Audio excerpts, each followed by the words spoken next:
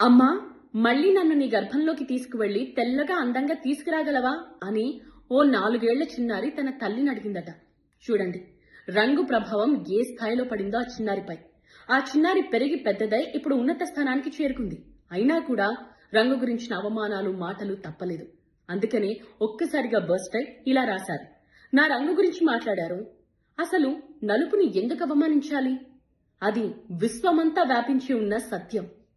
వర్షానికి ముందు కనిపించే వాగ్దానం, సాయంత్రానికి సూచిక. అసలు అది లేనిదెక్కడా అని ఆ రాసింది Kerala chief secretary Sharada Muraleedharan. Yes, 1990 batch కు చెందిన ఐఏఎస్ ఆఫీసర్. అసలు మనుషులని రంగులతో గుర్తించాలా? రంగుల ఏముంది, గుణం ముఖ్యమంట అంటాం అంతే. గుణంతో ఎంతమందిని గుర్తిస్తూ ఉన్నాం? రంగులు వస్తువులకి, మనుషులకు కాదు.